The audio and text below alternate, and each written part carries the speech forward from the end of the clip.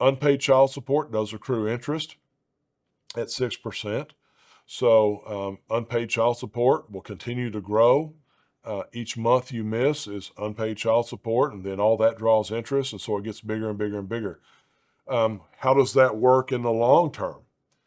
Imagine the child turns 18 and graduates high school, and you still owe $20,000 of unpaid child support. Well, your child support obligation just keeps going.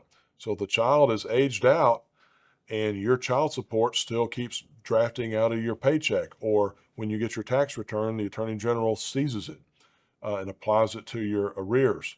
So child support is a duty, it's not a debt. You cannot discharge child support in a bankruptcy.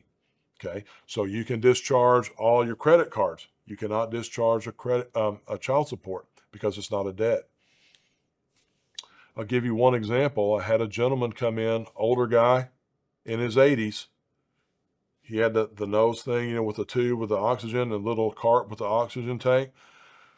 He had been divorced way back in the early 80s, and he left the state and never paid his child support.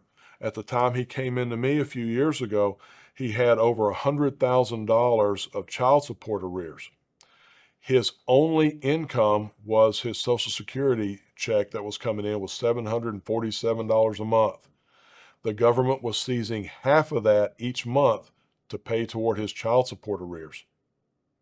And there's not a thing we could do about it because he didn't have any other income. His only income came from the feds, and the Attorney General was taking 50% of that to apply to his $100,000 of unpaid child support. He's going to pay child support until he dies. And then you know what happens? The state comes after your remainder from your estate.